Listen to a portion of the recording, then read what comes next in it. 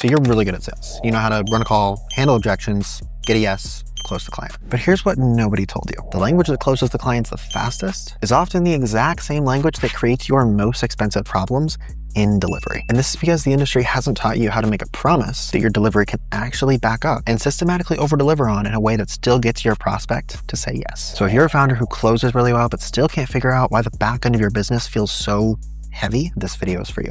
Let's give the industry some credit first. The only reason that founders have gotten so good at closing is, for a long time, closing was the only thing that mattered. Getting the yes, collecting the money, figuring out how to market to the client, those were all much more important than making sure your delivery was systematized. And for a while that worked. The market was less saturated, trust was much higher, and clients were way more forgiving when the experience didn't exactly match the pitch. But I hope I'm not the first one to tell you that that era is over. Every client you close right now has already been burned by somebody else. They've paid 25 grand for a Slack group and a library of videos that were filmed back in 2022 that nobody ever watches. They've been told before by all the gurus that they'd hit their goal in 90 days, yet they're still waiting a year later. So they're coming into your program, watching and waiting and hoping that something will be different. And what they're watching the most closely is what they were sold, or rather what they were implied was going to happen in your delivery actually happens. And most offers honestly have a serious gap there because of what the industry has normalized. Things like compressed timelines and implied outcomes, and we handle everything. This works for everyone. You'll definitely see results in the first couple of weeks. Every one of those phrases feels like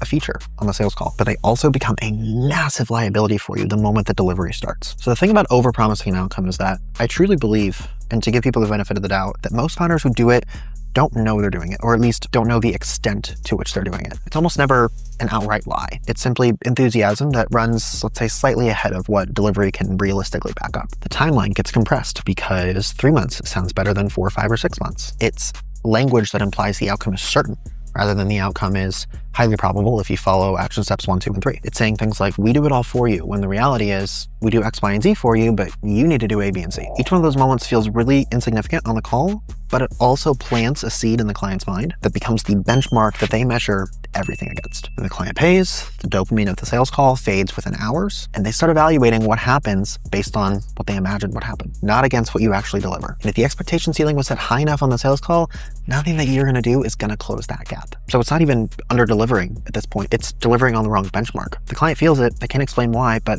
the point is that everyone involved is unhappy. So the formula is a misaligned client equals expectation set on the sales call minus what actually gets delivered. And the bigger that gap, the more expensive the client becomes. So let me give you a few things that you could say in your sales calls to help you curb against this. There's some specific phrases I hear in so many coaching and service-based offers that consistently create misaligned expectations regardless of how you intend them. And don't worry, I will also tell you what to replace them with. That way you can go back to your script, to your sales team, and implement. The first one is guaranteed results. The moment you say this or even imply it, you have removed the client's responsibility from getting the outcome entirely, no matter what disclaimers you have or how you preface it. And when results don't arrive on the timeline that you said or implied, it's entirely your fault in the client's mind. This works for everyone. The truth is that it doesn't, and you and the client both know that. And saying that, I'll be honest with you, either signals that you haven't thought clearly enough about your offer, or that you're willing to say whatever it takes to close, and neither of those are going to build trust in long-term clients. Plug and play, or set it and forget it. I'm sorry, but nothing in a coaching or service-based offer is set it and forget it. Because anytime a client discovers that there's even one iota of real work involved, they feel misled, even if you said or implied something else. We do it all for you. If the client still needs to show up and give feedback, come to calls, make decisions, provide access, all this phrase is going to do is create a passive client who becomes a really, really difficult one to maintain the moment that they discover what we do it all for you really means. You'll definitely hit X result within Y weeks. Compressed timelines are the single most common source of clients churning early. So here's what to say instead. Because tightening your phrasing doesn't mean closing less, it means closing more of the right clients. And it actually closes clients who stay longer, refer more, upsell faster, and are way cheaper to maintain, which will always make you way more revenue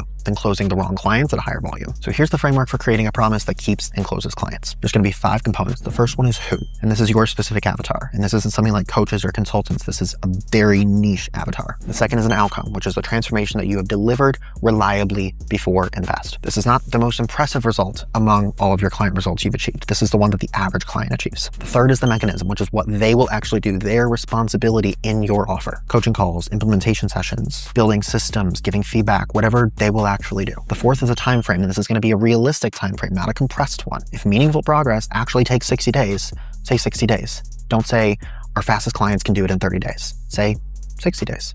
And then if they happen to do it within 30 days, great, you over-delivered on your promise. A client who hears and hits a goal within a realistic timeline stays longer and is so much more valuable to you than a client who thinks they're going to get the result in a certain timeline and doesn't get it for 3 or 4 times longer than that. And the fifth is their responsibility, and this is what they are bringing to the table. The third thing, the mechanism, is their responsibility in achieving it. This is their responsibility in what they're bringing to the table before they even start to achieve it. So things like how much time it's going to take, what the implementation looks like, what the communication looks like, and you have to name it specifically so that there's no confusion. So if it were my offer, it would be something like this. This program works with founder-led coaching and service-based businesses doing between about $500K to $3 million a year to build the back-end systems that turn existing clients into a more reliable source of referrals and renewals, which will double or more the revenue that you were bringing in from the back end. Founders that show up consistently, implement between sessions, and maintain strong communication typically see at least a 1.5 to 2x improvement in their referral and retention numbers within 60 to 90 days, and exponentially growing from there on out. What it requires from you is showing up to calls, leading your team in this new direction, doing the personal and professional work